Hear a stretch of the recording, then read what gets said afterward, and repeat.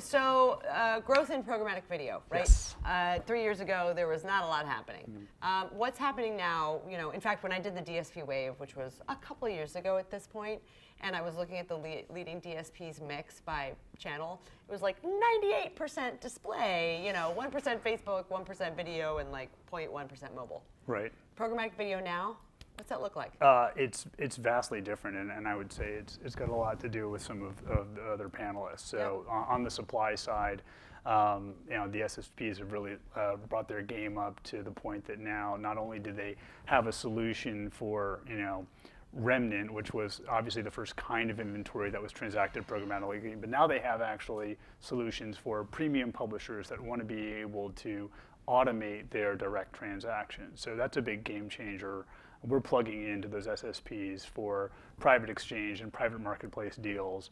And then I would also say that we were talking about just viewability and some of these other qualitative factors. I think the buy side has become a lot more savvy about what they're buying, and they're looking for more accountability. So the solutions provided by Nielsen and others to measure GRPs and make those GRPs kind of a common currency that can be used to compare online with offline have also been really important in getting buyers to adopt online. Well, but if we move to the GRP, are we moving to something dumber?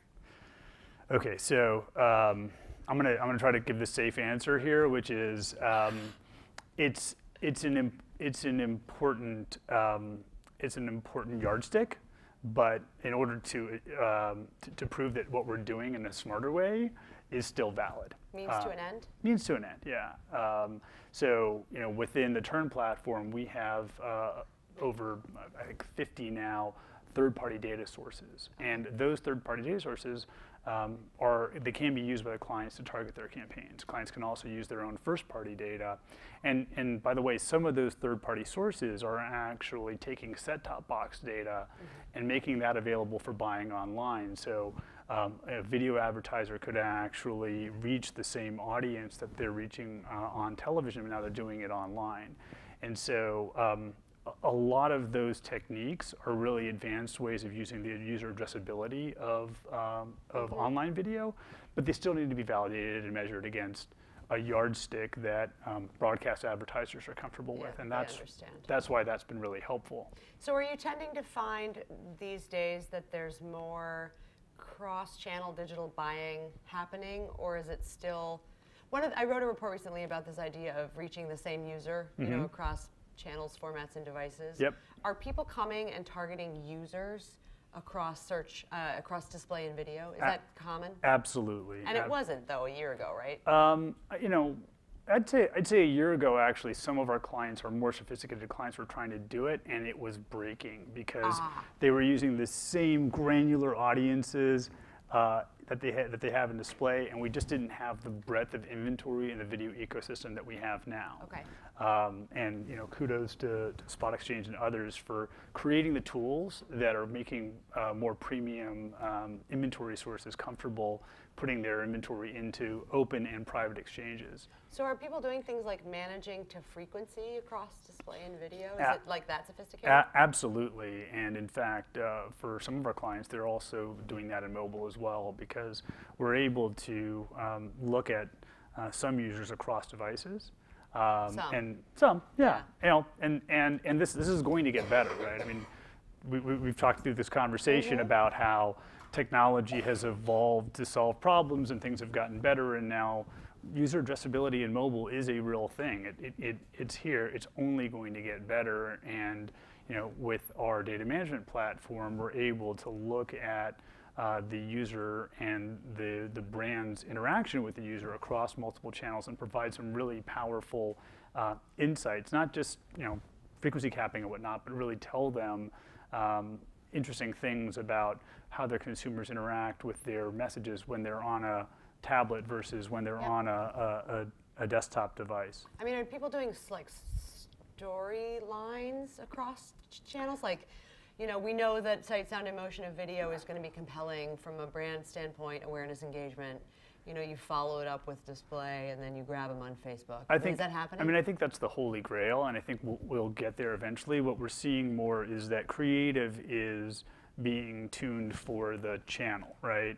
So the kind of mindset that you're in when you're on your phone is very different from the mindset that you're in when you're watching television or the mindset that you're in when you're on Facebook on your desktop. And so I think what we've seen and what our optimization allows our clients to do is to experiment with different creative, find the creative that's performing the best, and bid accordingly on the different types of inventory to get the outcomes that they're looking for. What kind of buyers are you seeing of programmatic video these days? Like if it's a agency trading desk, entity, agency, brand direct. Yeah. What's that mix like these days? So we're definitely seeing the trading desks leaning heavily into it, and some desks support specific clients and specific CPG clients in particular. Those are like private desks? Yeah, like a private desk or some of the CPGs. The CPGs are really forward-looking in that what they can do, because it's a user-addressable medium, is they can actually tie some of those video ads that we've shown to offline sales lift. Cool. And with our data management platform, I think that's one of the differentiators that we have that has allowed us to secure some of these CPG desks and really show them value. Let's stick on the word private for a second. So private marketplaces, deal ID, direct, programmatic direct. How much of that is happening now in video? It's happening, and it's happening at a faster clip than display. The pipes are there in display. A lot of the SSPs now support deal ID. We do, of course, and we're seeing now more of the SSP supporting that in video. That was kind of a blocker, but the rate of adoption is pretty fast because, let's face it, video is more of a branding medium, so the content matters a lot more. And for a buyer, they're going to want to have more visibility into the publishers that they're transacting with. They'll be willing to pay a premium for certain publishers, and the publishers are looking at that opportunity and saying, okay, I'm willing to unlock certain inventory, make it available on a first look basis, on a guaranteed basis, provided that I'm getting all these benefits of programmatic optimization, and it's not cannibalizing my direct sales, right? Okay, well, and that's the question I want to actually ask all of you, to the degree that you have an opinion on this. Is programmatic direct in video sold by direct sales teams, or is programmatic direct managed by indirect sales teams? Like, what are publishers doing there? Can I address it first? Please. So I think we're seeing that publishers are still sorting out what's the proper ownership of that, because these are relationships, but more intimate relationships than what's available in the open spot market. And I think over time we'll actually see dedicated teams that do that. Right now, Turn, and I know some of our SSP partners actually have staff that helps to facilitate some of those transactions. Okay. And I think over time it's going to be more of a dedicated team that's a combination of relationship, but then also technology. Versus an overworked ops guy that's also managing 12 ad network relationships? Probably. Does that still happen? Mike? Overworked ad ops guys? I think they do. They will always exist. No, but what are you seeing? I mean, you obviously have a lot of relationships with publishers. Yeah, I mean, it's in flux. However, personally, what I'd like to see is to leverage the asset of the direct sales team.